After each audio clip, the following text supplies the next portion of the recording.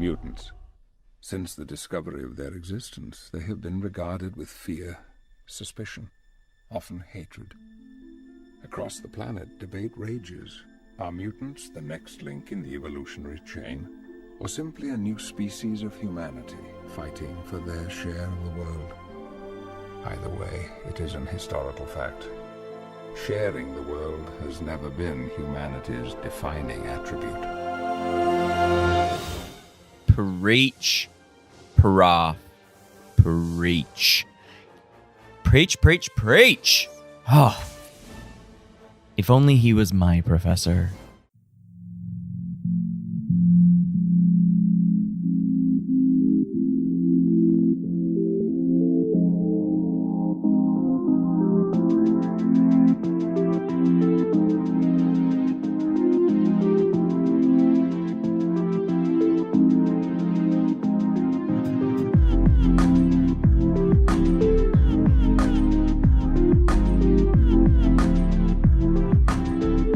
Hey everybody, and welcome to the Cinema Psych Podcast, the podcast where psychology meets film. I am your host, Dr. Alex Swan, and it's going to be a little bit of I feel like I'm broken record sometimes. This is going to be a little bit of a different episode, and it kind of is. I like the fact that I'm doing different things a lot in a lot of different episodes here. So in this one, not only is the guest going to be somebody a little bit different from previous episodes, but we're actually going to be talking about more than one film today in this episode. So we are actually going to be talking about films, plural.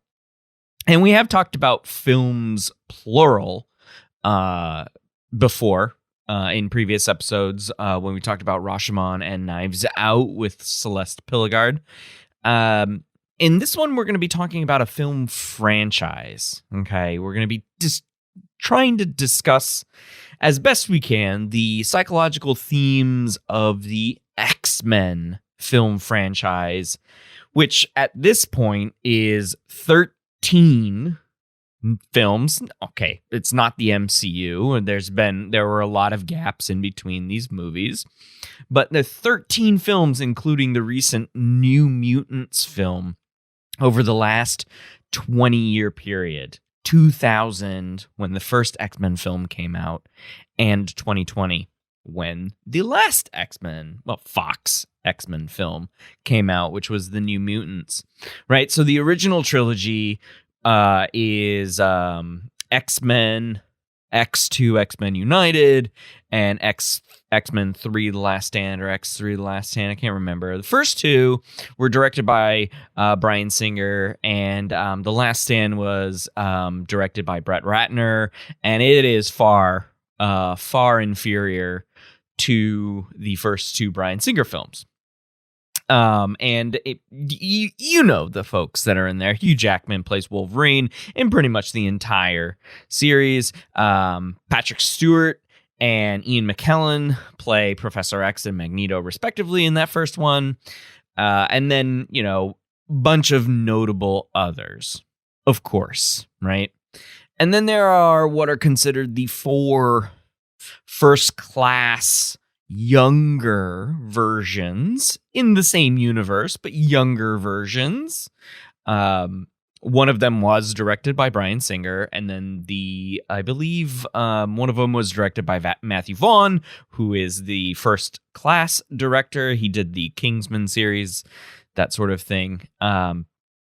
And then Simon Kinberg did the last 2. He was a screenwriter, and I gotta say, the ones that he directed are not so great. They are not so great. And in these films, the counterparts are James McAvoy as Professor X, Michael Fassbender, who is my preferred Magneto, and Jennifer Lawrence as Mystique.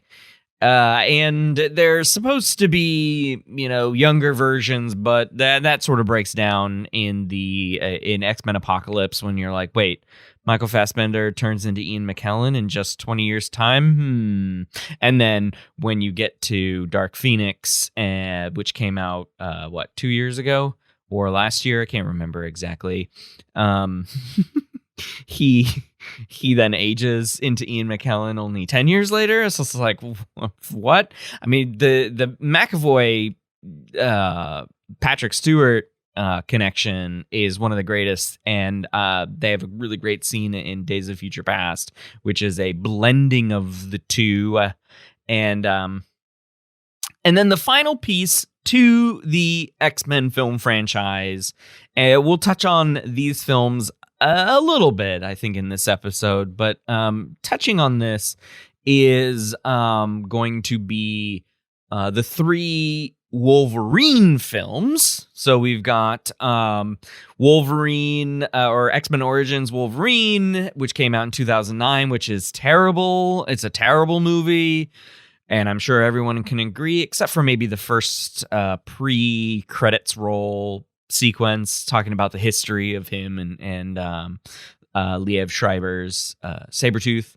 Then there was the Wolverine, and then, of course, Logan, who were both Wolverine and Logan, or the Wolverine and Logan were written and directed by James Mangold, of course, starring Hugh Jackman in, and Logan, I gotta be, his tour de force, I gotta say. And then we are going to have to, unfortunately, ignore the New Mutants. And I say ignore and unfortunately as tongue-in-cheek as possible. But unfortunately and very sincerely, we do have to ignore Ryan Reynolds and Deadpool. Because technically Deadpool and Deadpool 2 are not a part of this film franchise. They're sort of set in the same universe, and now that Disney has all Fox properties and do plan to make another Deadpool movie, maybe more, they will be definitely set within the MCU, and so we'll see what happens there. But we will definitely not be talking about the New Mutants. Absolutely not. There are tiny little bits of connection between New Mutants and the previous films in the franchise. And even though they're set in the same universe, it is essentially disconnected in the fact that it, went through 2 years of just limbo and movie producing hell. It's not. I mean, the themes are going to be there. The themes are in the movie, but it's not a very good movie. And I like to treat you all with good films on this show. So without further ado, that was a long intro because I had to talk about a lot of people. Without further ado, let's get right to it. My guest host today is Michael Alexander. Now, unlike most of our guests, Michael is not a trained or professional psychologist. He works in nonprofit marketing and operations, but is a lifelong movie fan and geek, and is a lay student of psychology, taking some, in college there. For dual reasons of having lived for years with a clinical psych Ph.D. candidate with whom he helped study, and because he seeks to understand people through a data-centric approach to best affect social change, which I think is a noble effort. But I think what is most important to say about Michael is that he's probably, if not the oldest friend that I have. We met when we were in kindergarten, everyone. Kindergarten. We were 5 years old. So that was like 30 years ago. And even though we haven't seen each other in a good amount of those years, we went to different high schools and all of that, we follow each other's lives pretty darn closely, I would say. At least on Facebook, I spend hours reading what Michael's talking about. And this X-Men franchise we're talking about today is something that made our friendship so damn good, especially obviously when we were kids and we were actually like playing with the things. Michael, welcome to the show. Hey man, thanks for having me. I'm glad you're here. What's that? I'm glad you're here. Yeah, me too. No, this is going to be great. As you know, I'm obsessed with the X-Men franchise, and I love your podcast. I listen to it regularly, and I appreciate being one of your first lay guests, if you will. And I hope that my encyclopedic knowledge of these movies adds the value that you need to make this a good discussion. Yeah, I think it is. I think we've got a good back and forth ready to go, looking through our notes and such. And I'm happy to have you on. But before we get into talking about X-Men and the movie franchise of this episode, I do like to ask all of my guests, regardless of their background, what are your thoughts on film in general? Yeah, for sure. I definitely am a film fan, probably bordering on a film buff. I watch a lot of movies. I follow film YouTube very closely. I'm a paid patron of the Movie Trivia Schmodown, which is basically a kind of movie trivia competition show online. Yep. So I really love movies. I follow them closely.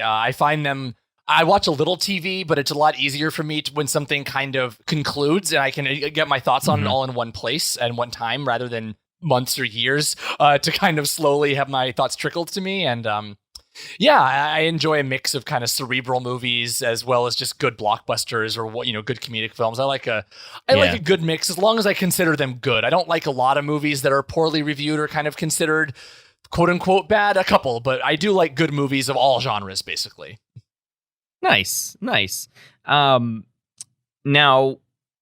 any other than the X-Men, which is what we're going to talk about today, what other films are sort of we'll say top 10? You don't have to give the whole 10, but like pick a few. Yeah, I've realized actually someone asked me that about a year ago. I was, met a new friend and we were at a bar together getting a drink and we both like film and she was asking me more information about what movies I liked. And I really realized how skewed towards my teens my movie tastes are. Like all the movies that came out first came out between like 98 and 2003. It was like Eternal Sunshine, Amelie, Fight Club, American Beauty, Royal Tenenbaums. Like literally all of those movies came out within 3 or 4 years of each other. And I do like a lot of 70s and earlier movies. Casablanca is my favorite classic film by far. I really love Casablanca. I love it. And I like a lot of 70s films. I love One Flew Over the Cuckoo's Nest. I love A Clockwork Orange. Love Rosemary's Baby. So I got a lot, there are movies from all over, but I will admit the ones that kind of emotionally resonate me, other than Casablanca, which really affects me, the ones that like defined me were almost all in that same era. They're all the ones that I kind of came of age to, if you will. Yeah. It's a good period. I will agree as someone of the same age. About a month older than me, almost the exact same age. Exactly. Yeah. So, all right. Let's pivot here to the X-Men film franchise. So I reached out to you because I was like, this is a guy that knows his superhero movies. I think we've gone back and forth a couple of times on our rankings of the MCU films. Yes, we have several times. Yeah. And I don't recall if we've ever done that for the X-Men franchise. Far fewer films, of course, but just a little bit more than half of the MCU for the franchise. So we were talking about how we would, or what we would talk about as far as superhero films, whether or not there's a particular one, or we wanted to talk about the franchise in general. I think you had suggested MCU first, and I was like, that's a lot of movies. Actually, I think you suggested, Marvel, but you didn't say, we said maybe MCU, and I actually said back, I said, you know what, I think the X-Men have a tighter through line. The MCU has, some of them are pure popcorn, some of them have themes. I said the X-Men, even though they're worse films on average, I think have a much more, there's a couple themes that really resonate through the franchise, franchise, whereas the MCU is kind of all over the map in terms of whether the movies are about anything or not, basically. Okay, that actually makes a lot more sense as far as our conversation goes. So then continue that for the listeners. So why the X-Men film franchise? Yeah, well, as you know, obviously having grown up with me, I mean, the X-Men were always my favorite everything as a kid. They're my favorite comic. They're my favorite of the TV shows.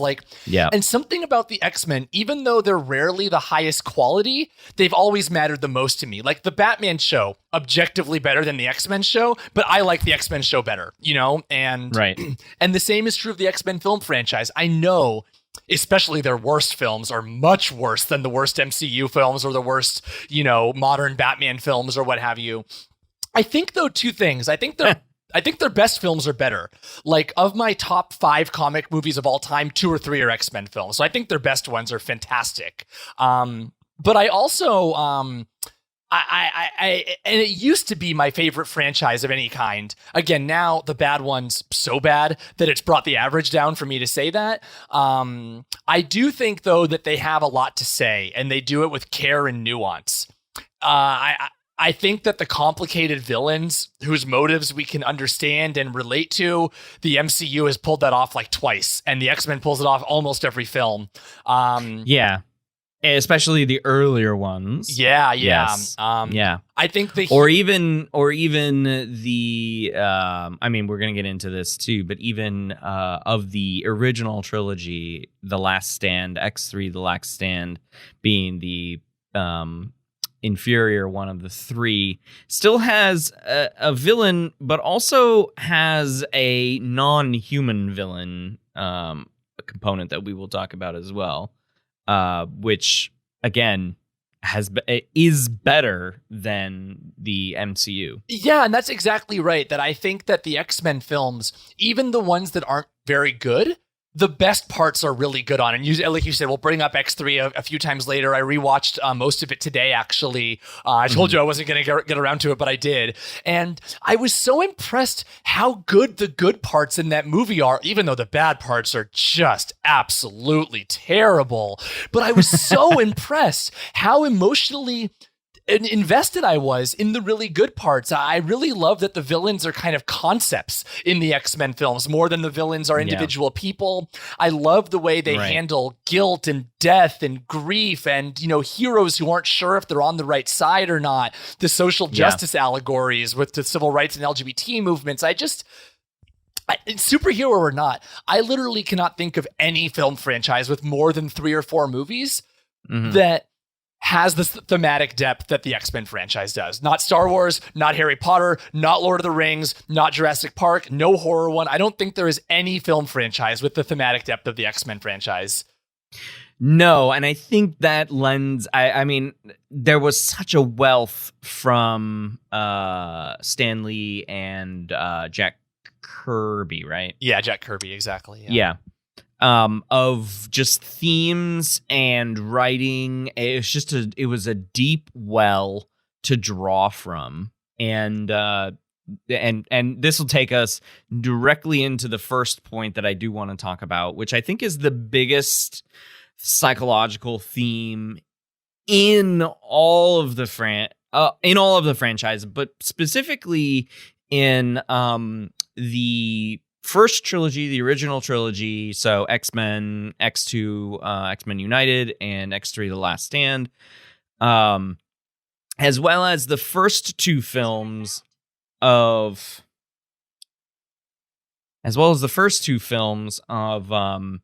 the First Class era, of the First Class and then Days of Future Past. And that's the theme of prejudice, and specifically prejudice associated with racism and the LGBTQ community. So we have 2 different ideas, two different psychological concepts that exist under the umbrella of prejudice, right? And so what's the really good scene, Michael, in the film that represents the LGBTQ aspect? Yeah, you know that I love this this scene. That scene in X2, X-Men United, where they're Wolverine and Iceman and Rogue and maybe one other, I can't remember. Oh, Pyro. Before he turns bad, are kind of camped out at Iceman's family's house when they're supposed to be out of town, and they come back in and realize he's a mutant. They thought he was going to a prep school basically, and they realize he's going to basically a school to keep him safe as a mutant. And his mom says, have you ever tried not being a mutant?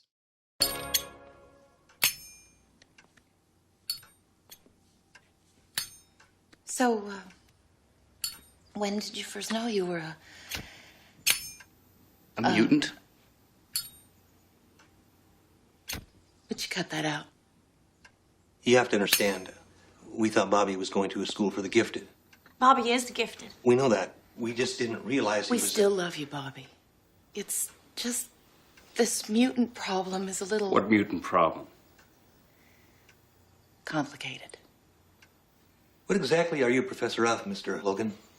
Art. Well, you should see what Bobby can do.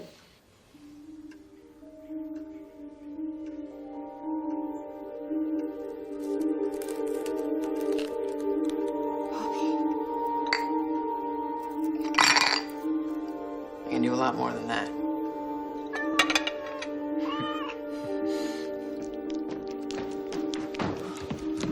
Ronnie? This is all my fault.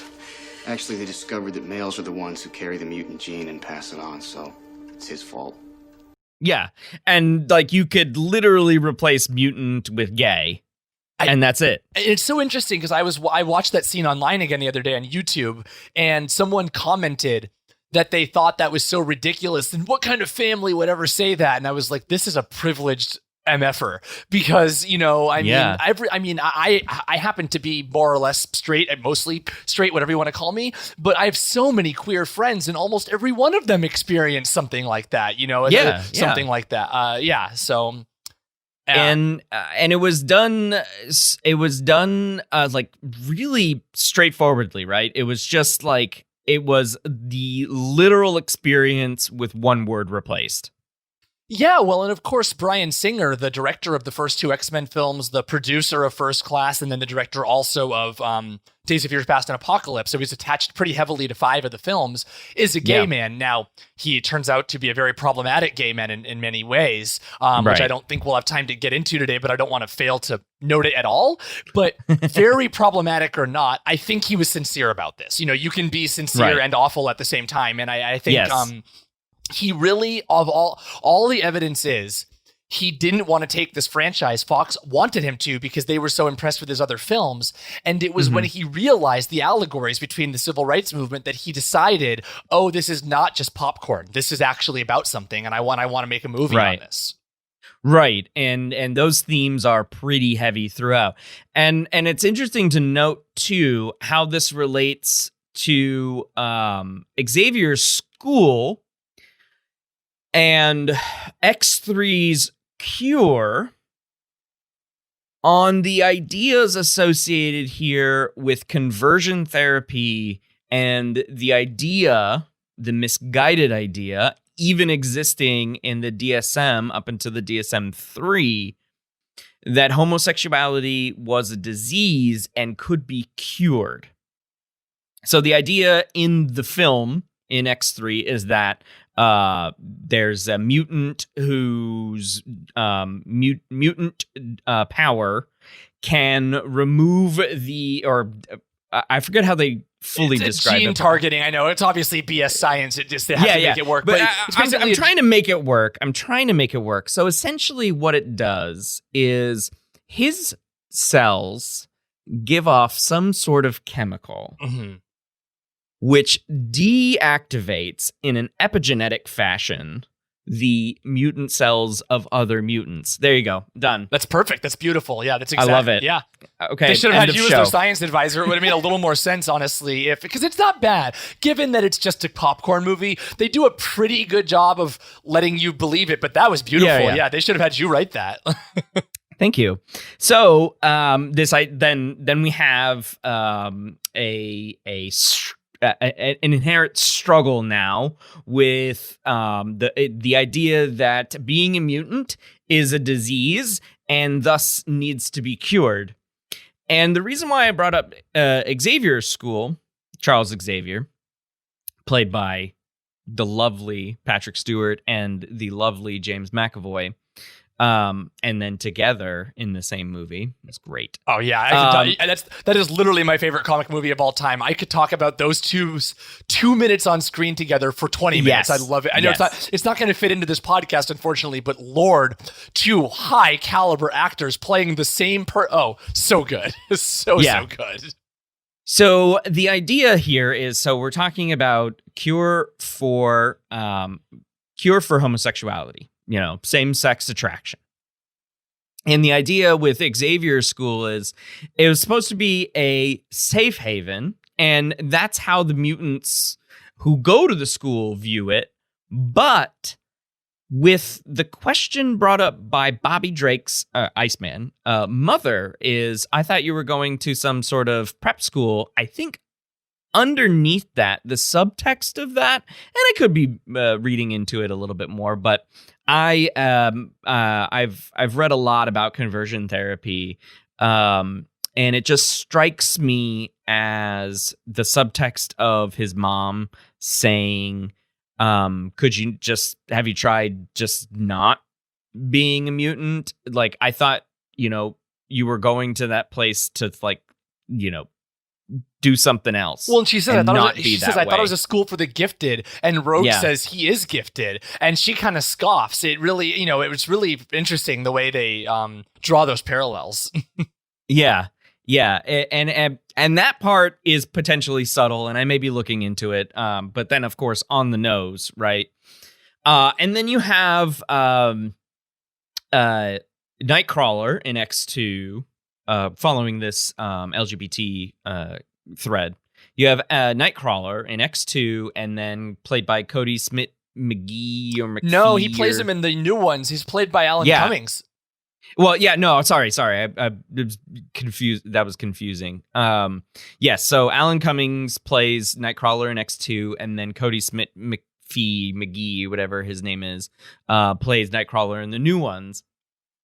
And the idea here is that they don't look like humans. He has a conversation with Mystique and all of that, and it's just like, well, people don't want to look at us because we're blue and we look scary and all of that stuff. And you think about it, and yes, it does have the race component to it, but I think more, especially X2, more of it is I get the gay idea from that a little bit more. I would even go as far as to say trans as well, because there's kind of these ideas of passing. They talk about which mutants can kind of pass as humans and which ones can't in both X2 and X3 as well. You've got these 3 blue mutants, right? You've got Nightcrawler, Mystique, and Beast, and they've got different views on it. Nightcrawler asks Mystique in the jet on X2 if you can... Because Mystique, for the audience who doesn't remember, is the one who can change herself into any human form, basically. And he asks if something like, if you could always pass as human, why wouldn't you? And then she turns back into Mystique and says, because we shouldn't have to. Right. And then, and then Beast struggles with this, and I hope I'm not jumping ahead too much, but it's hard. These themes do overlap. Right. Beast struggles with this in the X3. Originally, he, this is our introduction in the franchise to Beast, and then he later is played in the prequels by someone else. He's, Kelsey Grammer in the X3. He at first is coming across like, this is a horrible thing. There's this problem. There's this cure. And then he starts to have doubts himself when he meets the kid who can give it. He says, "You've got a beautiful gift," and he himself starts to, he says to Storm, "Is it so bad? Is it cowardice to want to is it cowardice to want to shield yourself from prejudice, basically? So it's really interesting the way they kind of handle this idea of passing, and whether you should lean in to what makes you an aberration, or whether it's fair and safe to want to hide yourself. Yeah, and Nicholas Hoult takes that through line and develops his own cure in First Class and tries to get Mystique to take it. Raven, as she's referred to significantly in those sets of younger films. And the other thing that is associated with those three blue characters is specifically with Mystique, is that there's a conversation between her and Michael Fassbender's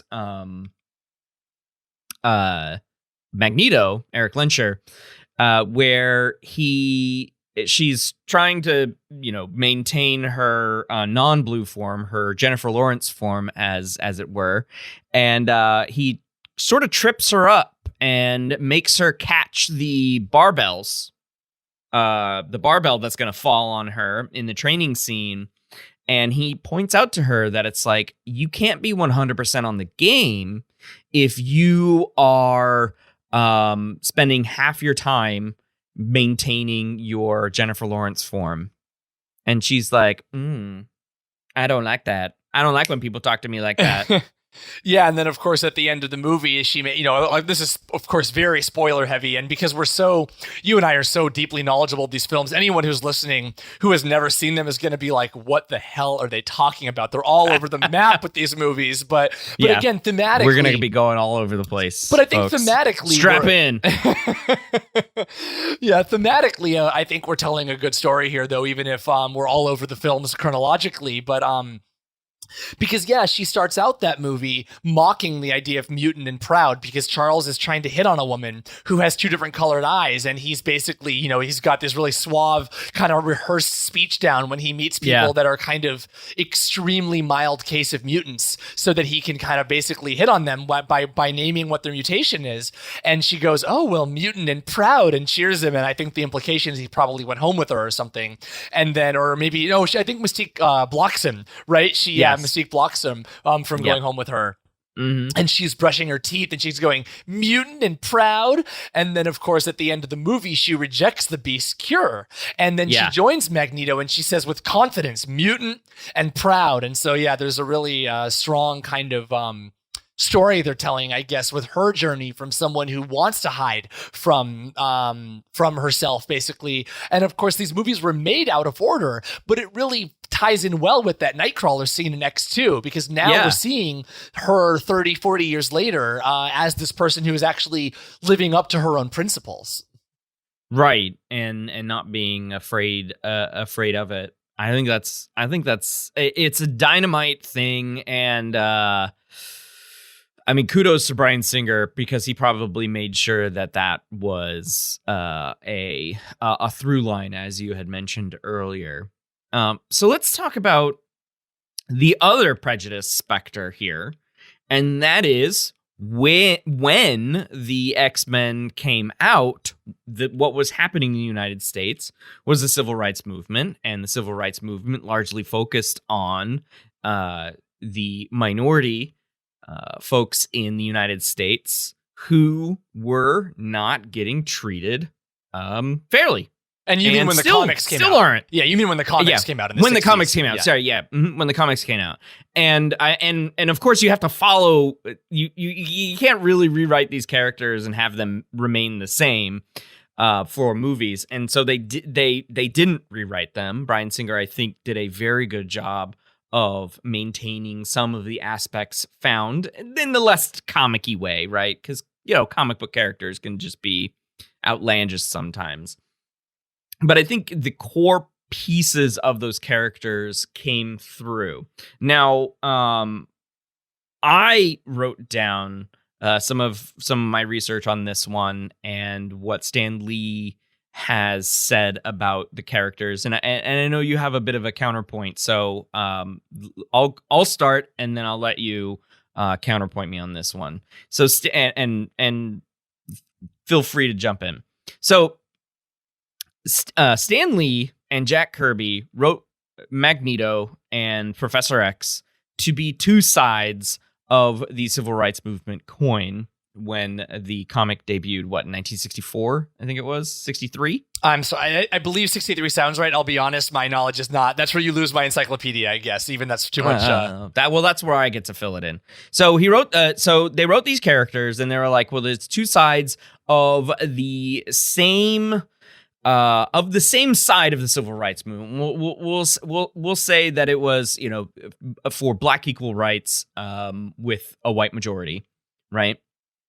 And so they're playing two sides of the coin of the black equal rights side. So Stan Lee wrote Professor X, Charles Xavier, to be more of the defensive sort of, let's try talking about it, be diplomatic, peaceful, etc.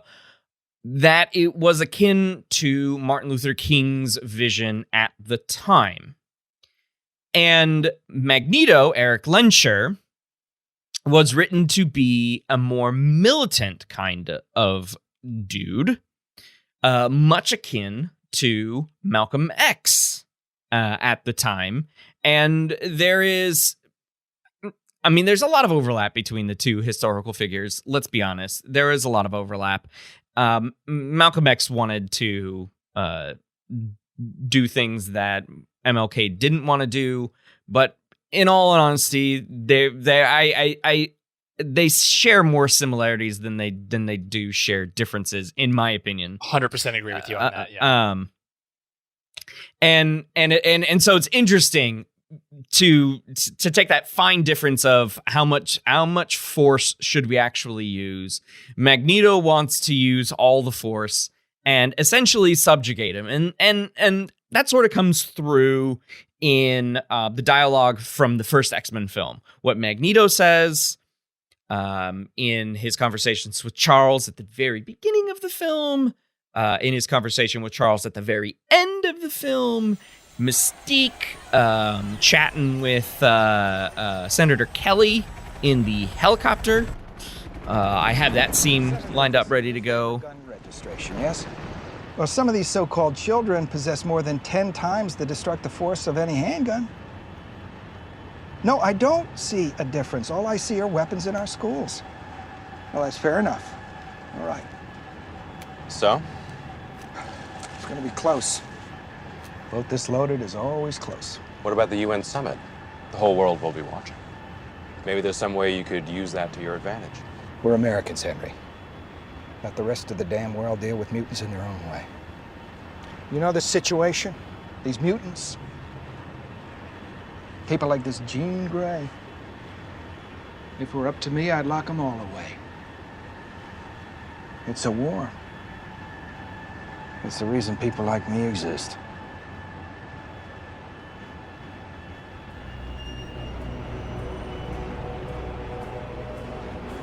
Where the hell are we?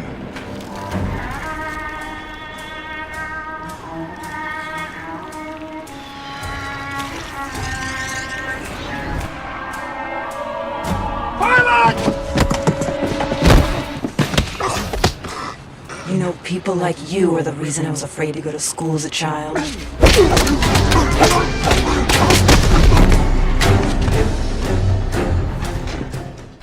So we see it a lot. We see that sort of the militant nature of this Magneto in the films. This is how we're going to handle the differences between mutants and normal humans, quote unquote, normal. And of course, we learn that mutants are in the minority. There are far more non-mutant humans in the world, and so that sort of mirrors the prejudice directed toward minority Black individuals. And so on the other side, you have Charles being like, "Come on, we just need to talk to them. Let's just talk. We'll talk. We'll find out what they want, and we'll tell them what we want, and everything will be hunky-dory." Doesn't it ever wake you in the middle of the night? The feeling that someday they will pass that foolish law, or one just like it. come for you and your children. It does indeed.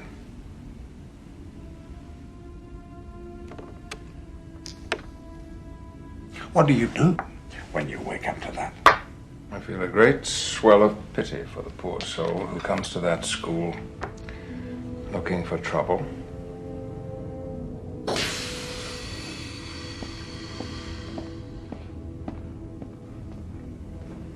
Why do you come here, Charles?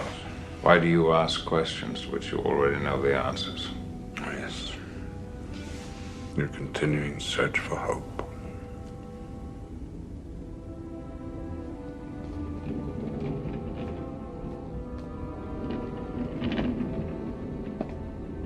You know this plastic prison of theirs won't hold me forever. The war is still coming, Charles, and I intend to fight it. By any means necessary.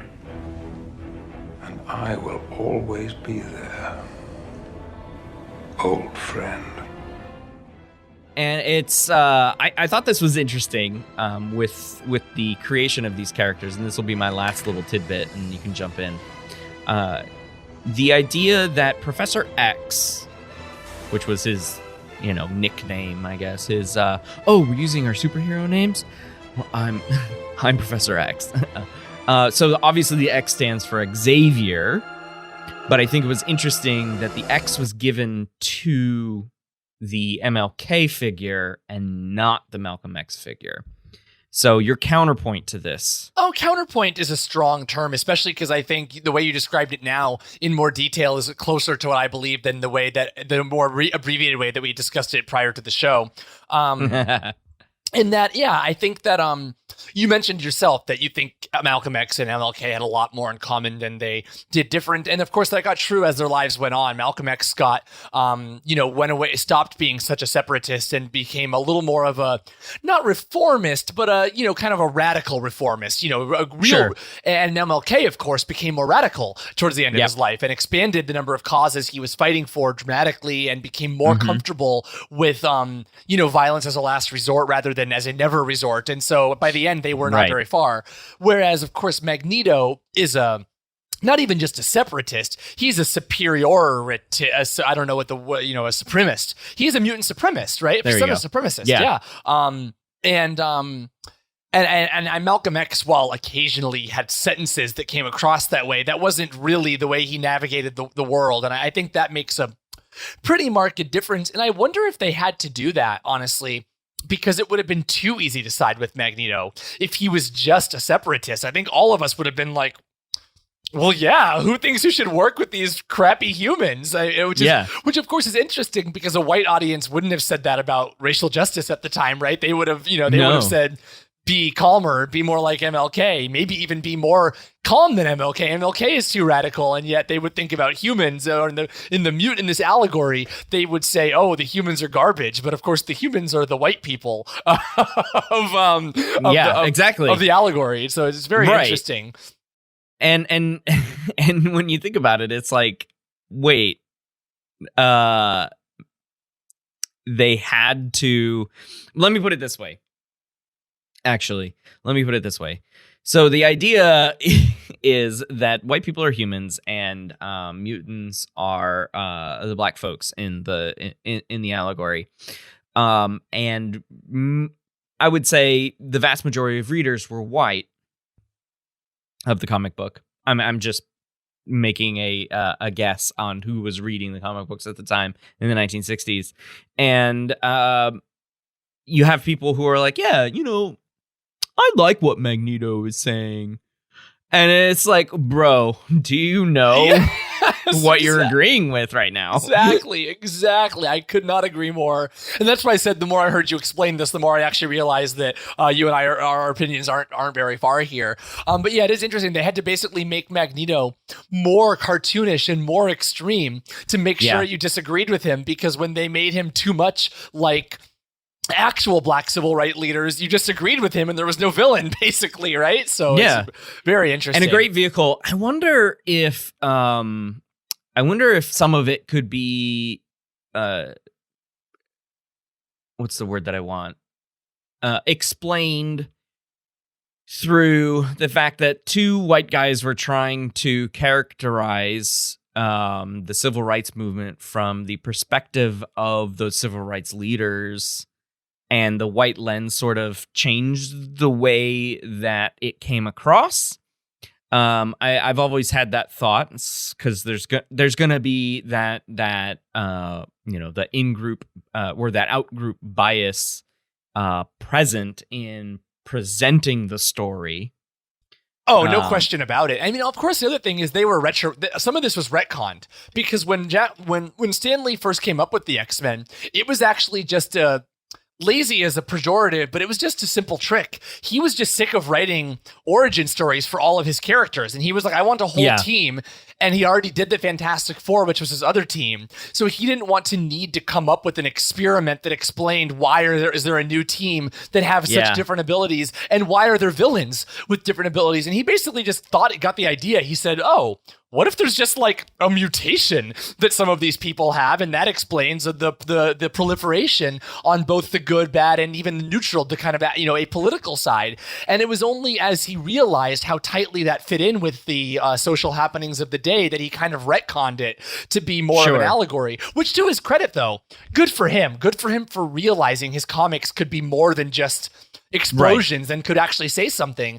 But you are right. A couple white guys accidentally stumbled upon a social justice allegory within an idea they'd already started writing. And so, it came out imperfect and a little bit othering and a little bit maybe paternalistic at points. So, it was imperfect. And Yeah.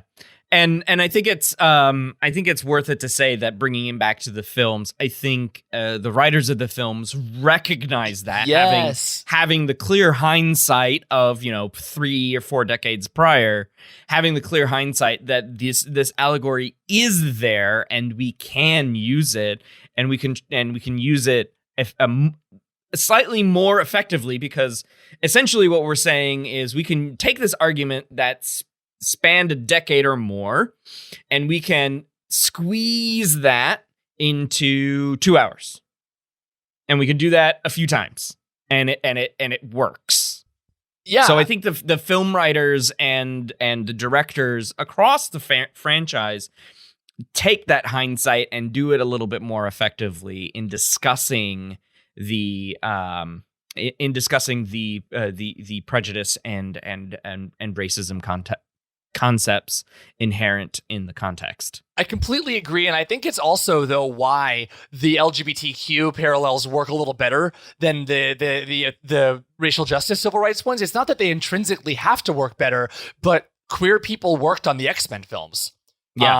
And people of color barely worked on the X-Men comics. So the X-Men comics were coming from were kind of failing at their own allegory at times, in a way that the movies, I think, were able to do a bit better, because it really was the lived experience of people on the films. Yeah. Right. I think it's also why some of the Holocaust and Jewish aspects of the racial justice piece in the movies worked well too. Similarly, Jewish people worked on these films, and I thought those were, and I should say I'm not, I don't have any Jewish heritage to my knowledge, so I am speaking myself as a bit of an outsider here. But I thought the Holocaust pieces worked really well, especially in First Class. And yes, they did a far better job of exploring that story a little bit more than the original X-Men film. Yeah, and I love the way. I mean, I think that at the end of First Class, when Charles, I don't think he's called Professor X yet, but when Charles says why he should show mercy on the humans because they're just following orders, and when Magneto says, I've been at the hands of people following orders before, never again, just wow, what a line, what a line. Yeah, and I will add to that. When I shouldn't use who's he? When Eric is on his hunt for Nazis, and he finds a couple of dudes in Argentina, right? Because a lot of Nazis fled to Argentina. I learned about it from that movie, by the way. That's when I learned that there is a kind of ex-Nazi expat. Really? Yeah, I learned it from that movie. Yeah. Really? Yeah. Which is weird because I'm a medium student of history. I read a lot of history and somehow just missed that one. Really? And that after that movie, I Googled it and realized it was really a thing. So therefore, the movie's teaching us things. Yeah. And I think he has a great line in German, Michael Fassbender being a native German speaker. Has a great line when he's sharing a beer with those two Nazis, and he says that because they're talking about how nice the beer is, and that it was made by just random people, and he goes, yeah, it's interesting that things of like really greatness, but also like really awfulness can come from pig farmers and shoemakers. And then he shows them his tattoo on his forearm of his prisoner number, and they're like, uh-oh. And then he like does Magneto stuff. He does Magneto stuff. Yeah. I was telling my roommate the other day that I was going to be on this podcast discussing the X-Men franchise, and she hasn't seen all the films, I don't think, and she doesn't have strong opinions on them. She thinks they're okay, but doesn't really care. But she said her favorite one was First Class, and she said if they had just made the Magneto Nazi Hunter movie, that would have been my favorite X-Men movie. Oh my God, that would have been amazing. Of Michael Fassbender just speaking German to people and then just like sending a coin through their head like he does. It just made him, which, as you might know, at one point they were considering an entire Magneto origin movie that was going to be similar to that. And, right.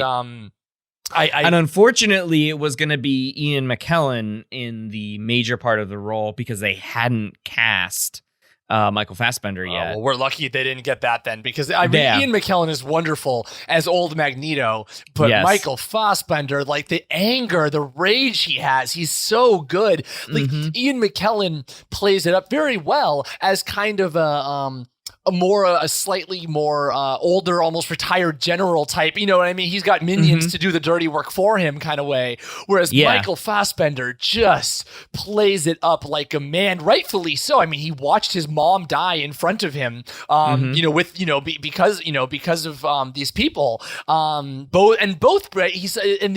These were people who were simultaneously Jew haters as Nazis, but also human supremacists who were already learning about the mutants and trying to use them. So he got this double dose of the way that humans are cruel as both to fellow humans and to perceived mutants, and just the way he plays that rage up. I don't know that Ian McKellen has that level of rage in him. I mean, it's just beautiful. It's really glorious. Yeah. So the one of the other things that I want to mention before we as we finish up this main topic of prejudice in the films is the character of William Stryker.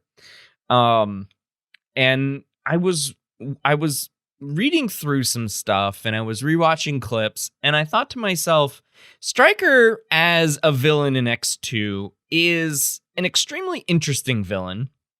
And I'll come back to that in a second.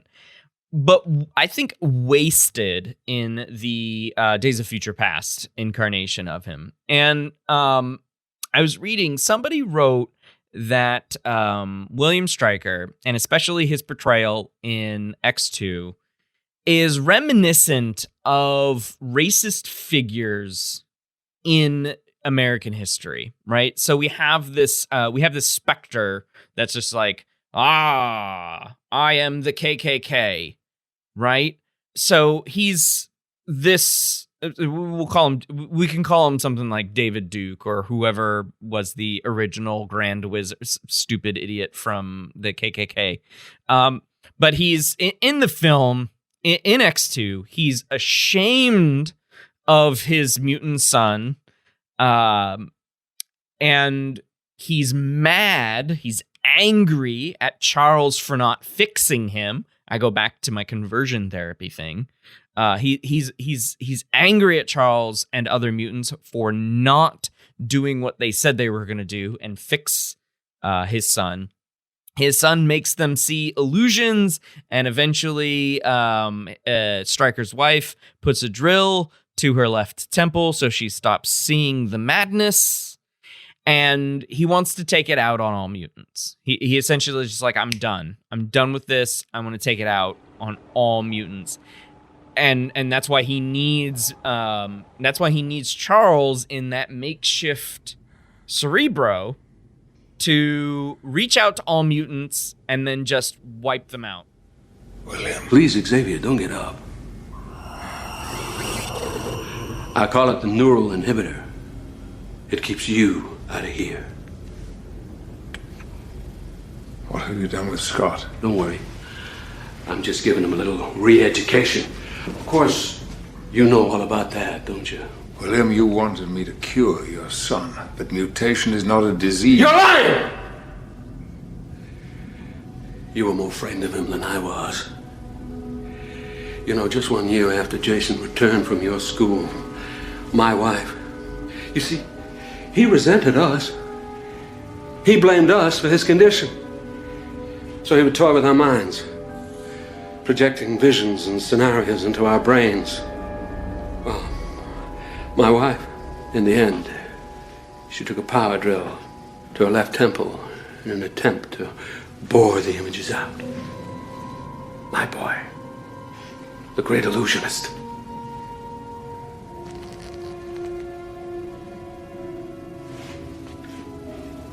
For someone who hates mutants, you certainly keep some strange company. Oh, they serve their purpose, as long as they can be controlled.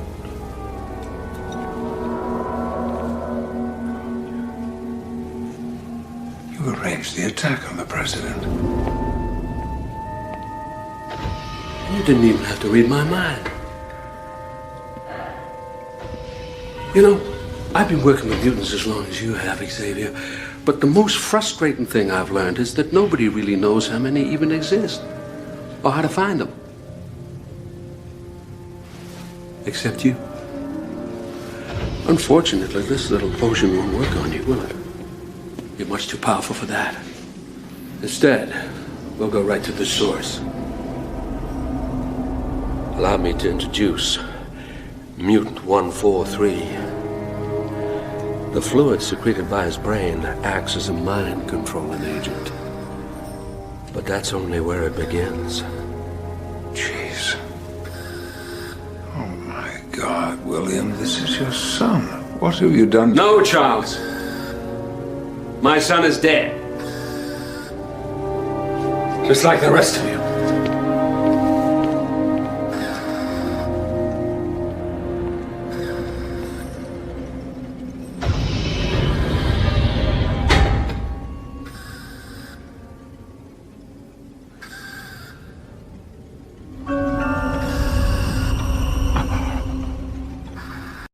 And it's funny because that is picked up just a bit, just a smidge in Logan.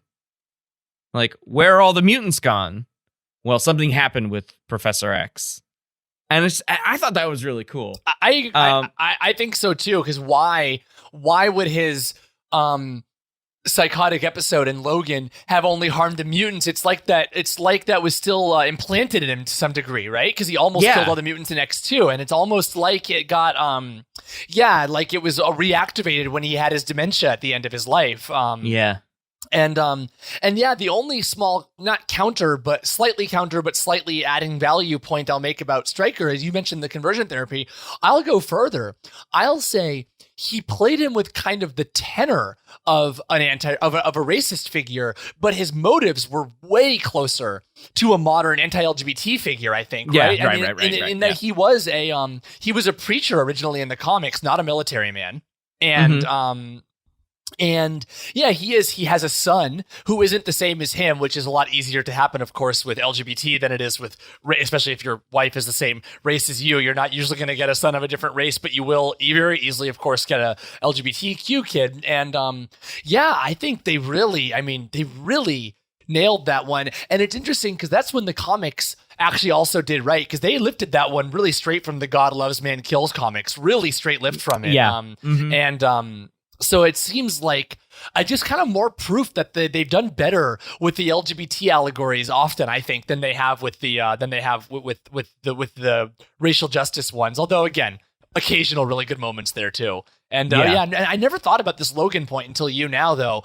Immediately, though, that resonates. Why, when Patrick Stewart, when Professor X had this psychological event, why didn't he just kill everyone within a 50-mile radius? Instead, why did he kill all the humans or all the mutants, but only mutants? And you're totally right. It really is like it was implanted in him. Very fascinating. I love it. I feel like it's a bit of a reach from me, but I appreciate that. I honestly, you heard it here. You heard it here first. I have never seen anybody mention that. Me neither. And I've read a lot of so you heard it here first. Scoop on the Cinema Psych podcast. Okay, so we're going to continue this conversation. We're going to talk about other psych concepts here after a quick break.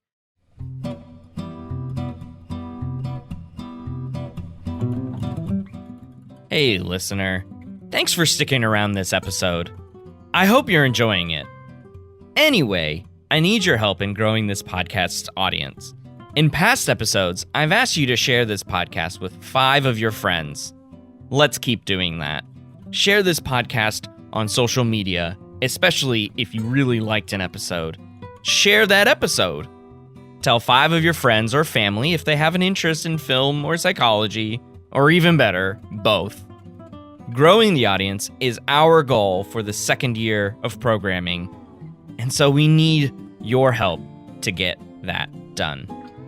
Other ways to contribute to the podcast include tips to our PayPal, found on our website, becoming a patron at patreon.com/cinemapsychpod, rocking some sweet merch from our Spreadshirt shop, and or leaving us a rating or review on your favorite podcast service. Now back to the show.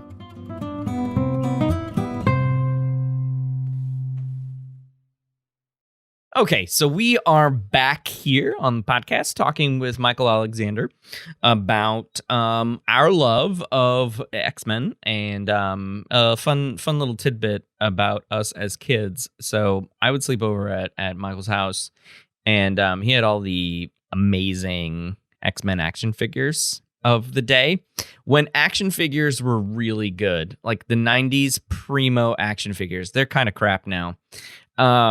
In my opinion, looking at it, not as fondly. They look cheaper, I agree, and they don't do as much cool stuff. Yeah, they don't do as much cool stuff. But so I would go over to his house. I would sleep over at his house.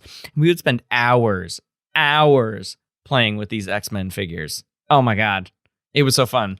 Oh, we would set up like multi-day like scenarios arcs with them, and arcs. Yeah, we would have, a 2-day sleepover, so 3 days if you count both sides of it. And day 1 we would just be setting up, where's Magneto gonna live this time? Let's move the bed and we'll kind of set up a lair over there. And then we had the good guys, and then we would have rising action and then conclusions. We went really really far with these.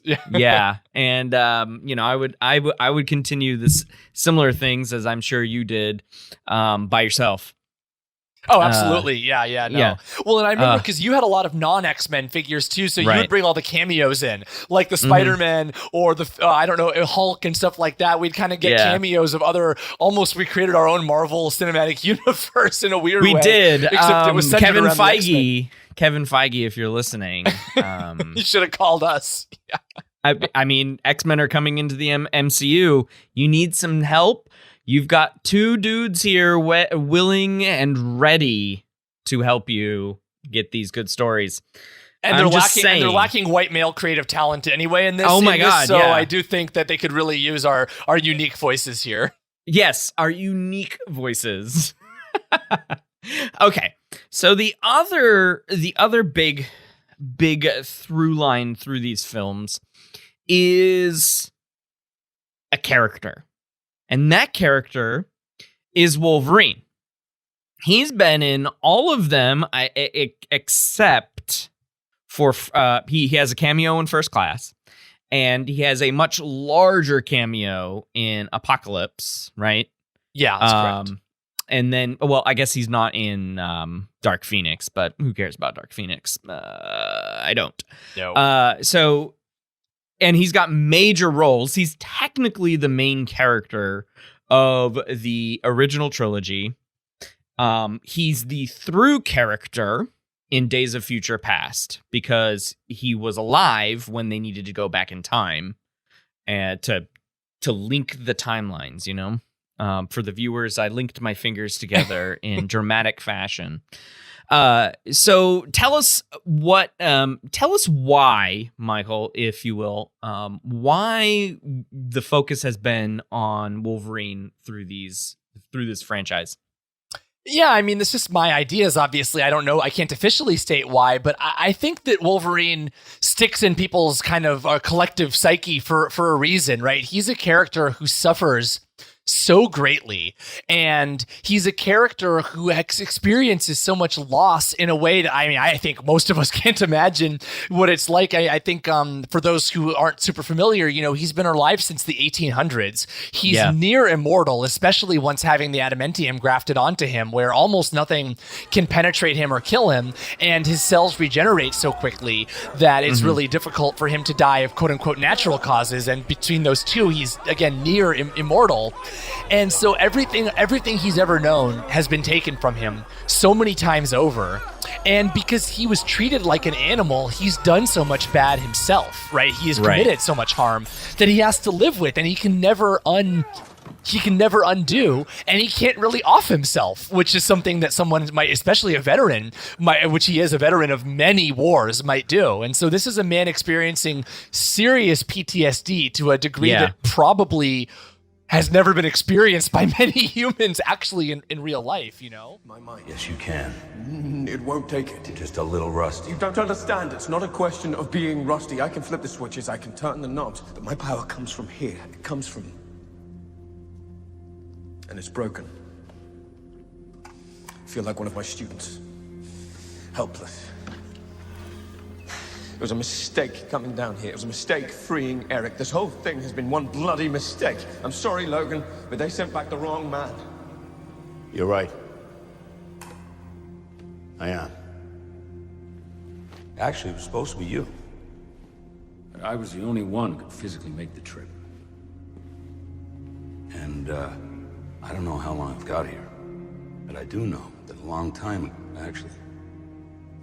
from now, I was your most helpless student. And you unlocked my mind. You showed me what I was. You showed me what I could be. I don't know how to do that for you. You're right, I don't. But I know someone who might. Look into my mind. You saw what I did to Cerebro. You don't want me inside your head. There's no damage you can do that hasn't already been done, trust me. Come on.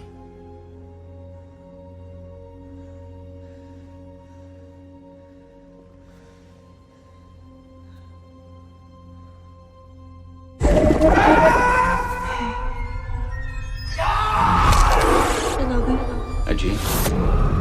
Kill me. I love you. You poor man. Look past me. No, I don't want your suffering. I don't want your future. Look past my future. Look for your future. Right, and trying to characterize that as a writer is, I would say, pretty darn hard. For somebody who has PTSD upon PTSD upon PTSD, and just becomes like a shell of a person. Yeah, and I think they do a really. I am again. You as the actual psychologist can say more here, but as a viewer, I think they do a really good job of making him matter a lot. I think that The Wolverine, which was the 2013, kind of weird partial reboot, partial sequel movie, which I don't think was a great movie. I actually think the plot of that movie is kind of garbage, but I think it's another one where there are so many remarkably great scenes in that movie. And I think the the dreams he's having where he's back with Jean Grey, and he's having almost an Inception level of dreams within dreams. You know, he's dreaming he's back at the war, and then he wakes up in that dream and he's next to Jean Grey, and then he wakes up in the woods and realizes that of course he still killed Jean Grey, which is something he had to do in The Last Stand, was kill the love of his life because she was too powerful basically and was decimating all of humanity. I think and then the way that he almost harms his new love interest in that movie in bed by having another dream, and the parallels they draw. I think they do a really good job of showing how traumatized this man is. Right. And the thing and the trauma just it just exists within him too, because we learn in X-Men, the first movie, that he doesn't really know who he is. Just knows his name is Logan. And he knows that he has claws that are big and that he can't get hurt. Like he knows something about him. And we learn in X-Men Origins Wolverine that he was shot in the head by an adamantium-laced bullet, which pierced through his adamantium-laced skull and gave him significant retrograde amnesia.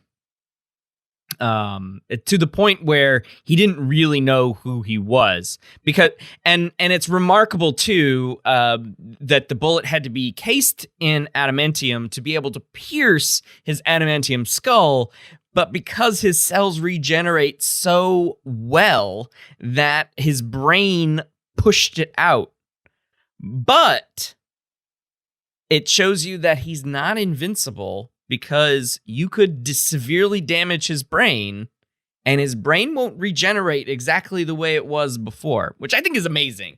As a brain scientist, I'm like, holy, that is, I don't think they shot him in the right place, but oh my gosh, that's awesome. Because, and I'll give you, Michael, a little bit of a tidbit, but also to the listening audience. So the hippocampus is one of the primary structures for creating new memories. But and once those memories are created, they're essentially sent into your cortex. You essentially move them from the hippocampus into your cortex, and when you retrieve something, you retrieve it from connections that are in the cortical structures of your brain. So, the idea of him getting shot, like, I forget where, but it was like in the sort of front area of his brain. That's probably where some of his past memories are, but not all of them, because they're essentially just like all over the place. All of your memories are all over the place. It takes an extremely big and whole brain injury to actually give somebody that severe retrograde amnesia. Yeah, and I think that's probably just lazy. I mean, we know that movie is. I know. But see, I have to explain the accuracies and the inaccuracies. No, I appreciate of this it. Yeah, movie. And you wouldn't see that amount of retrograde amnesia if it was just a small bullet hole. That's what I'm saying. But they have to make him a tragic figure. And one of the ways they make him a tragic figure is by taking away everything that he knew about himself, which sucks. But what doesn't leave is the PTSD. That doesn't leave. That stays with him. I really love that. I love that it's bad love, but I love the writing in that. You're right, that he doesn't have the actual memories, but he still has the trauma is like embedded in him. Yeah. And then, of course,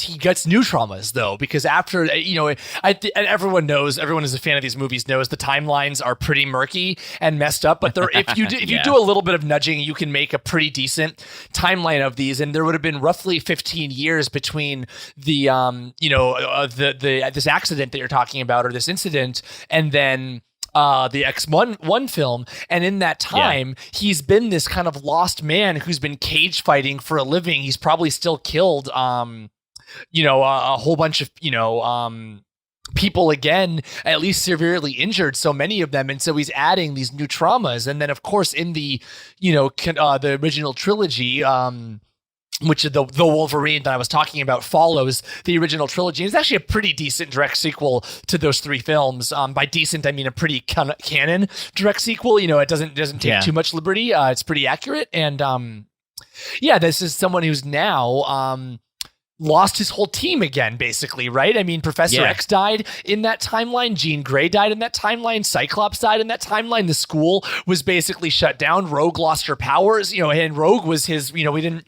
talk about her much, but Rogue had a bit of a, almost a kid sister or adopted daughter-ish kind of, role to his, granddaughter. Great granddaughter. Great granddaughter if we're going by his real age. But in terms of the relationship, dude's old. But in terms of the relationship, I guess it would feel more like more like a daughter, and or even maybe even a kid sister, because there's that great line in X3, which again, another one I say imperfect movie with some beautiful lines, when she asks him why he's not going to try to stop her from getting the cure, and he says, "Well, I'm not your father, I'm your friend." And I really like that line, that he is someone who doesn't want to control someone. He's someone who has been controlled so much in his life. So much of his life has been determined for him. And he's not going to do that to her. He's going to make a recommendation. He tells her, don't do this for a boy. But if you're going to do it, that is your own decision in the end. That scene we already mentioned in Days of Future Past, where he's talking to young Professor X, and basically he's explaining to Professor X why he's kind of a bad teacher and why he wasn't meant to take this journey. He said, actually, originally you were going to take this journey yourself back in time, but my body was the only one strong enough to make the journey. But if you read my thoughts and read my mind, you'll see where I am now and you'll believe me. I'm telling the truth. And when Professor X tries to read his thoughts, he gets basically too distracted by all the trauma. And he sees Wolverine, almost die in World War II, and he sees him killing Jean Grey, and he sees him everything that goes on, and he says, you poor man, so much suffering, I don't want your future. I love that Wolverine keeps kind of wanting to push people away. He keeps wanting to keep himself from getting hurt again, because he knows how much it's going to hurt, but he keeps kind of getting put back in this teacher role that, of course, comes full circle in Logan. And I think I'm not going to obviously dictate your podcast for you. If you want to have more topics, it's up to you. But I think to Wolverine's character, Logan is an extremely beautiful and painful, send-off for him. And they really bring these themes full circle. He's just caring for Professor X. It's the only one he cares about left. Caliban is basically just a collateral damage in a way. Yeah. Right. I agree, and I think Logan epitomizes the character development that occurred for what Logan came out in 2017. Yes, so 17 years. 17 years of playing a character consistently, right? Consistently. Yeah, like he's never really aired. I think 3 years was the longest he ever took a break. Yeah. So. Yeah, right. And he was the same kind of person in even the cameos that he did. And you're talking about these things like he's got significant survivor's guilt, right? So in addition to the PTSD, the post-traumatic stress disorder, he's got significant survivor's guilt. Like he's watching everyone he knows die.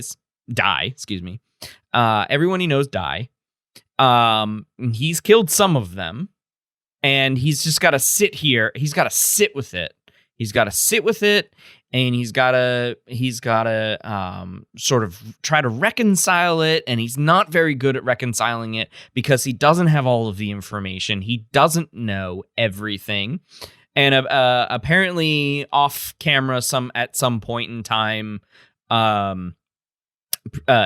Charles is supposedly frees some of that information or finds some information about his past. He gets some of it back in X2 with Stryker being around, but he still has to deal with all of this guilt, right? And then you mentioned that he's got some shame, obviously. in the people that he's done harm to. And then he's not able to forgive himself at all.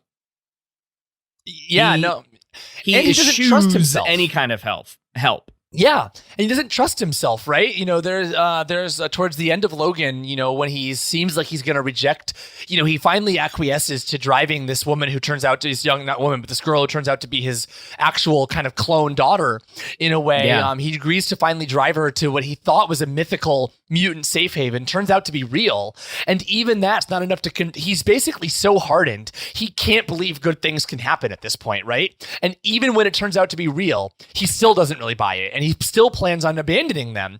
And he has this conversation with one of the other kids, or no, it is with her, and one of the other kids, I believe. And he says, bad things happen. He doesn't say things, but I'm not sure the parental controls in your podcast. So he says, bad things happen to people I care about. And he's basically telling these kids, you don't want me as a protector. I'm worse than neutral, right? Which if you look at his strength is baffling. It's like, who would you want to protect you more than Wolverine? Right. And he comes and saves the day. Right? Yeah. He comes and saves the day shortly after that when the bad guys are like, let's capture all these mutants. See? And he takes the PEDs and he goes into rage mode, and that's his swan song. Yeah, no, and I think it's beautiful that it comes home that he basically doesn't have to do this journey again, right? He did a good thing, which he's done many good things in his life, but he's done a lot of harm too, and he ends doing the best thing he's probably ever done, or at least the most unambiguously good thing, I'll say, because arguably killing Jean and saving literally everyone was better, but it came at much more in San Francisco, yeah, but it came at more of a cost. So I would say the most unambiguously good thing he's ever done. And then you bring up this adamantium bullet. Well, now he's been getting this poisoning and he's been slowly dying. And so now the same adamantium bullet that previously his brain was able to heal from, he's weak enough that finally that exact same trick is what actually, yeah. So anyway, I think it kills him. Yeah. I know they had to do that from a a practical standpoint. Hugh Jackman was done playing Wolverine, and he's getting older, and the training regimens were getting tougher, even though he can get swole like any Chris Hemsworth out there. Practical reasons. He was done playing a character, and they had to kill Wolverine because then, who's going to play him next? And it's just like, oh my God, please stop with the who's going to play him next. Absolutely. So they had to do that. I am not a fan of them saying that the adamantium killed him. I will go on record as saying that to me was a little what could kill him? Oh, the thing that's been in his body for a long time. Yeah, it is a little convenient, but I guess they've written him to be so invincible that what else were they going to say? But it's just following how invincible he was in the comic books. I know that the medium is different, and film goers are going to be like, well, what's the cost? That's nobody's dying, which is why Natasha Romanoff had to die in Endgame. We needed some stakes. And Logan was moving toward those stakes, and they needed to come up with something. And I don't like the fact that adamantium killed him. I do agree. I think that I think that they could have gone with an arc that was more like he lives a lot longer than most people, but he does still eventually slow down and die. It just takes him a lot longer. And then something like, I know that they already kind of used drowning in Days of Future Past, but it seemed like if he hadn't been taken out of the water, it might have worked. I mean, there's no reason to think he can't drown, right? He does need to breathe, and he's really heavy. And if he is weighed down in the bottom of something, there's no biological reason why you couldn't totally canonically, I believe. In the comics, I know there's some explanation for why he can't drown, but they take a lot of liberties in these movies, as we know with the comics, a lot of liberties, some good, frankly, and some very, very bad. But I see no reason that he couldn't drown in this. There's nothing healing about that. You still need to breathe. If you don't breathe for long enough and you literally die, there's nothing to heal from anymore, right? So I think they could have found a more I think, less convenient and more canonically realistic way for him to die. I don't think it would have been as thematically resonant, though, and that's what I always say. As you know, I love that the X-Men movies, for the most part, not perfectly, but for the most part, have a few themes that they carry over the course of a dozen movies, and I think that they did bring it home when they brought it full circle in a way that Drowning wouldn't have done, or whatever else we could think of. Yeah, no, I agree with that. It's just it's a personal peeve, I suppose, but I do get its necessity. And it's symbolic. And its symbolism. Yeah, for sure. So one of the last things that I did want to point out is the idea that you just brought up about Rogue. Least favorite character in the original trilogy. I thought Anna Paquin did a terrible job of acting her. But Rogue is an interesting character. And one of the reasons why Bryan Singer wanted to use her as sort of like a I don't know, conduit embodiment. Yeah.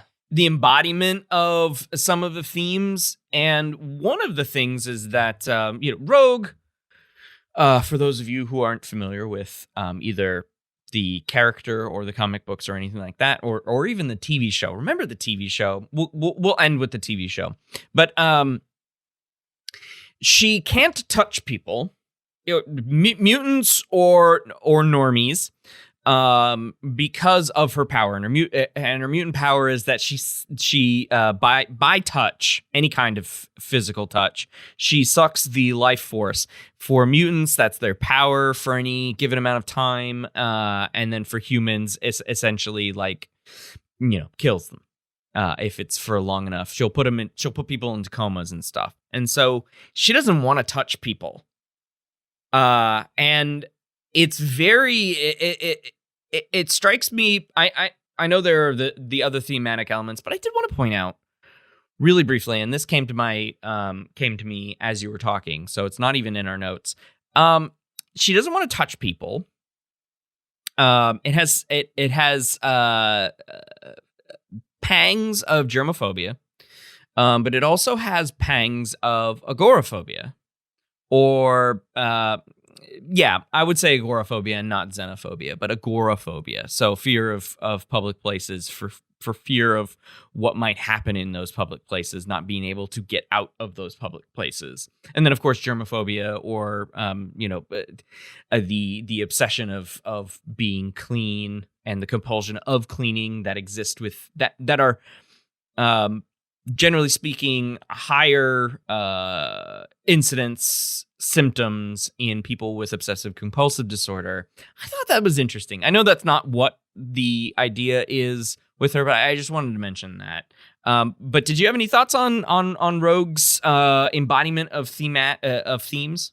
Yeah, a couple thoughts. Well, of course, what you just said is fascinating. Never crossed my mind, which again makes sense. You're the actual psychologist, and I'm merely someone who likes psychology. Of course, the big difference there would be that she's right, and that people with agoraphobia or OCD, to my understanding, while they're are taking a true thing and basically turning it into something that's far beyond the actual lived the actual consequence. Whereas she really will kill the people if she does that thing. Right. Yeah. I actually disagree with you on Anna Paquin and Rogue. I like the character. I think Alex is making symbols at me with his over Zoom, but here's the thing. They were nice symbols, lest anyone thinks I'm flipping you off. No, so here's the thing so they did a completely different character than is in the comics and TV show. No question. They chose to make her a much weaker and more vulnerable character rather than the version that we know in the cartoons has lived that life, but we meet her 10 plus years later and she's strong and she's already absorbed other mutants' powers and kind of become almost a super mutant in some ways. To me, while that's cool in comics and cartoons, I think in a movie that would be boring. It's why Captain Marvel was kind of a boring movie. I don't hate it. It was just fine. Like, it's just I don't know. It's why Superman is more boring in movies than he is in comics. There's something about these can do all the powers kind of amalgamation characters that I don't think work well in film. Usually, again, Superman 1 from the 70s being an exception. Sure. I just to interrupt you very briefly. I don't disagree with her characterization.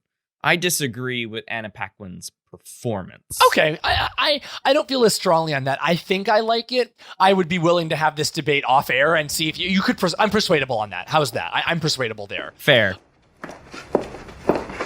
Need a lift, kid? No. Where are you going?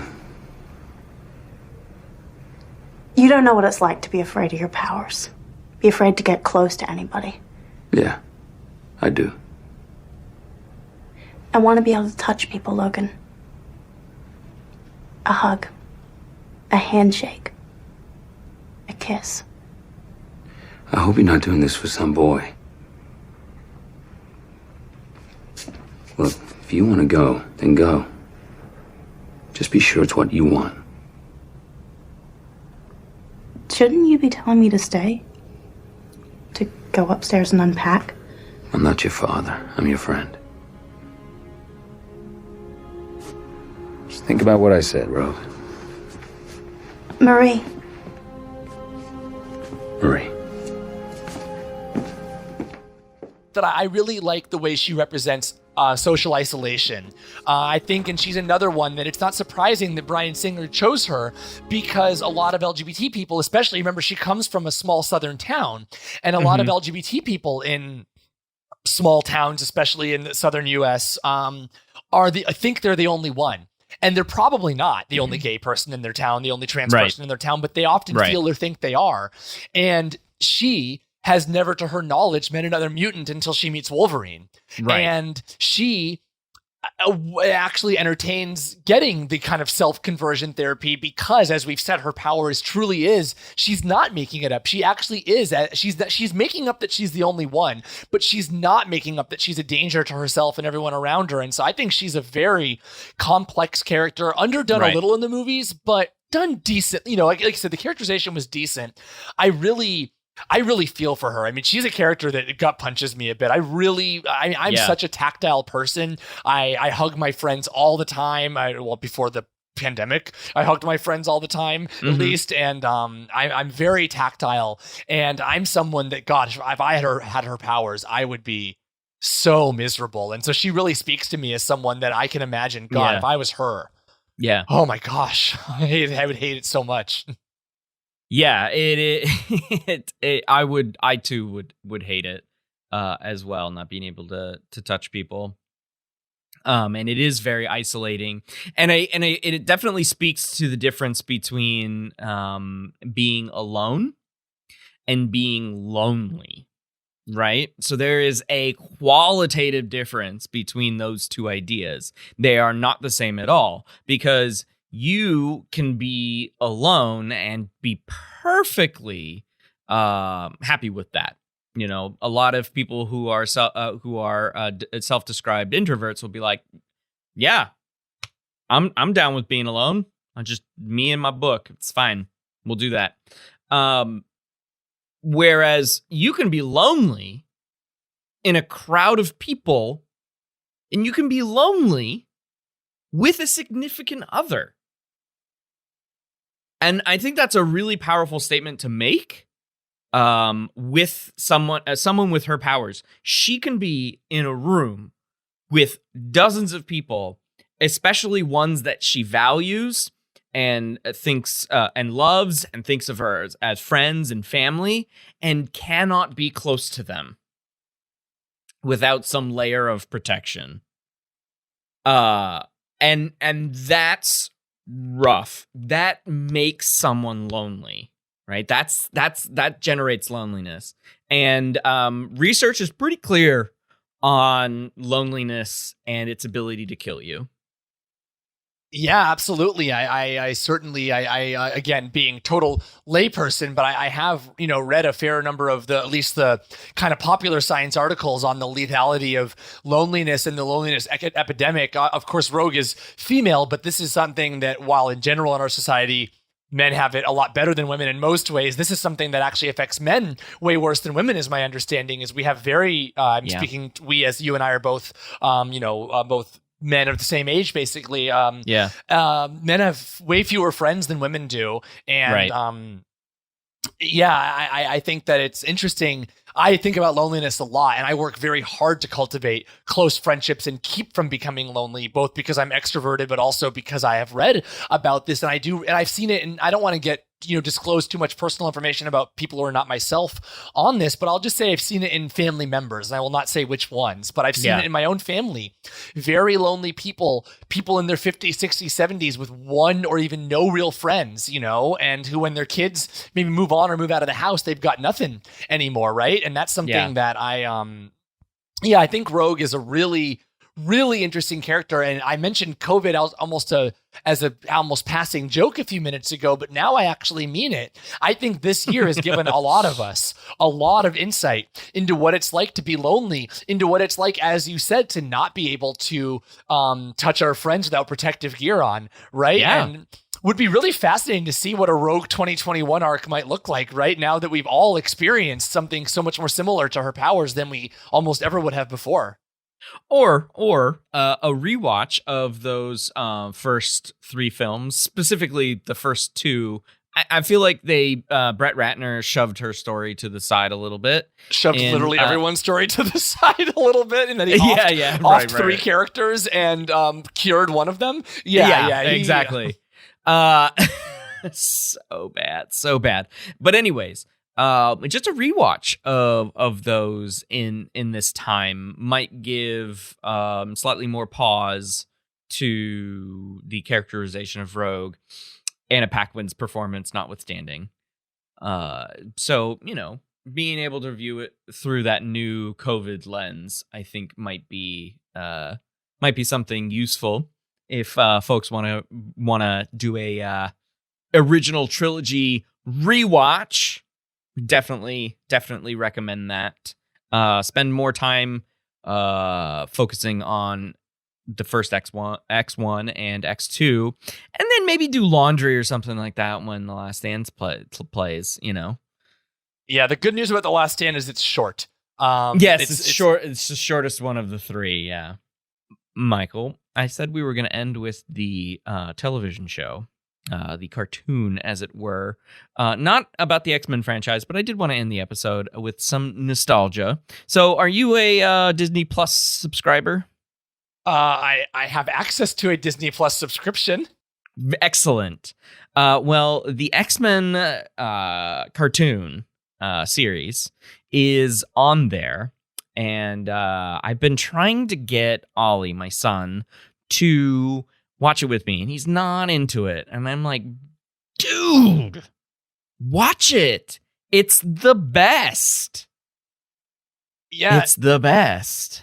It actually was my understanding is it was the first basically children's show to use that level of serialized programming in the history of entertainment. A children's show never. So they basically made up that to be continued idea for that show, basically within children's entertainment. No children's show ever.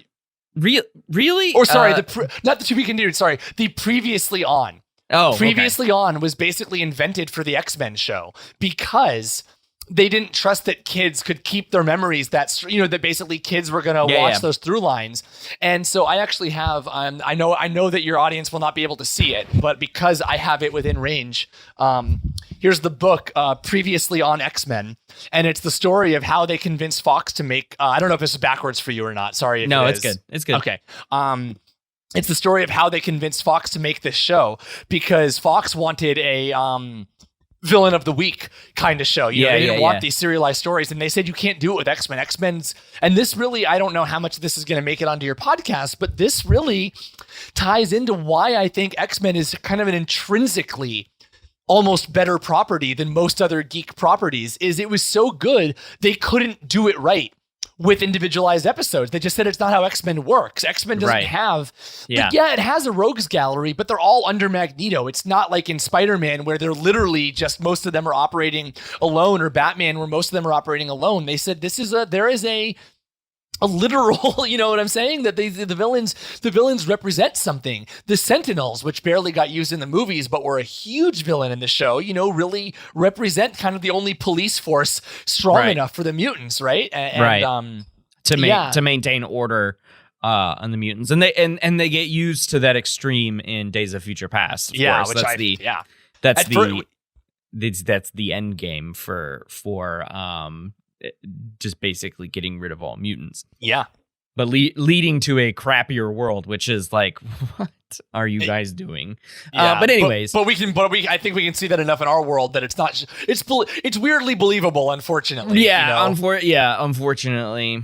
But I did want to say one thing about the TV show that the movies did a little bit differently, and that is the character of Jean Grey.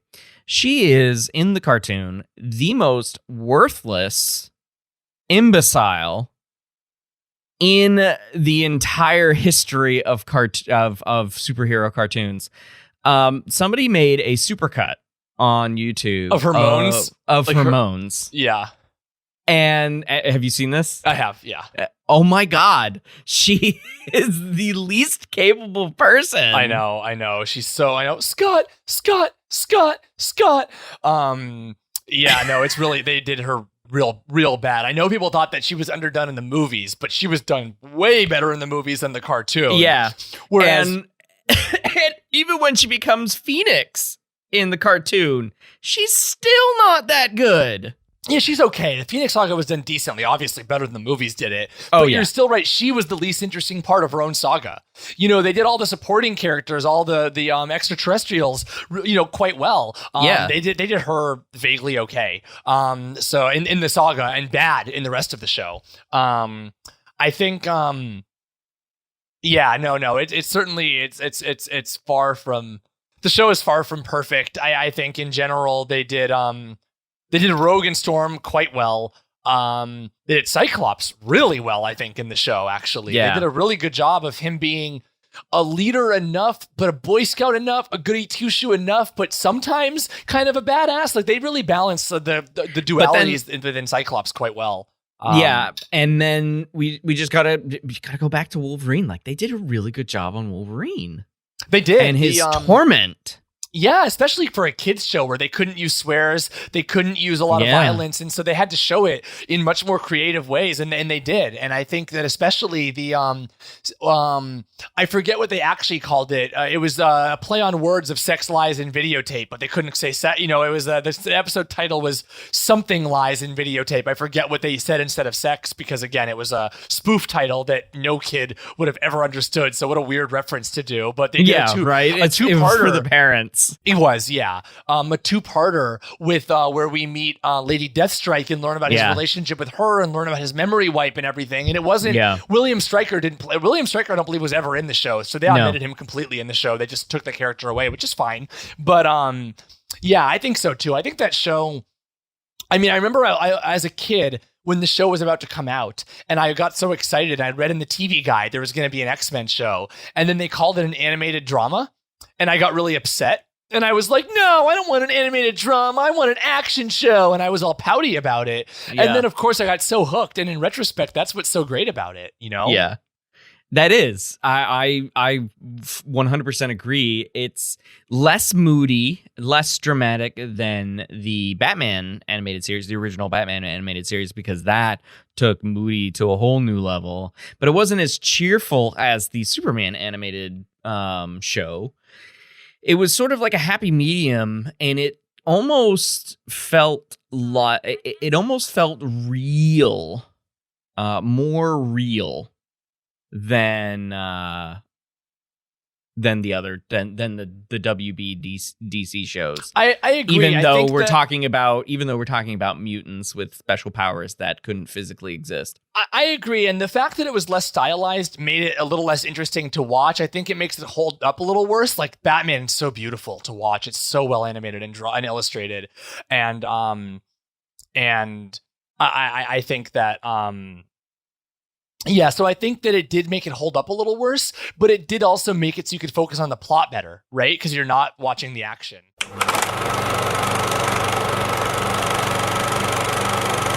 I want to thank Michael Alexander for joining me to discuss the X-Men film franchise, plus a little bit of comic books and animated series in there, in a slightly different kind of Cinema Psych episode. While saying goodbye, Michael, is there anything that you would like to plug, where folks can find out more about you, the work that you do, that sort of thing? Yes and no. I mean, people are welcome to follow my social accounts, which are all Extra Michael or Extra Michael Alexander. Okay. I keep my kind of professional nonprofit work separate from my kind of more fandom and, personal hobby side. And so, I think the actual work I do is in a totally separate field. I think I'm a relatively uninteresting follow compared to some of your other guests. But if people want to watch me rant about things, they're welcome to find Extra Michael. I've got accounts on a lot of fandom sites, and I've got a Reddit, and I've got a Twitter and an Instagram. And so, I'm not going to say no. They're public accounts. You're welcome to follow them. I'm not sure. I make good craft cocktails on them. If people want my cocktails, that's probably the best value I'll add to anyone's life if they want some really good cocktails on my social accounts. So that's fair. Well, I'm glad we had this opportunity to chat about things that we both really love. Thanks for being on the show. Yeah, thanks so much for having me. It was really great. That's going to do it for this episode. Until the next one, thanks for listening, everyone.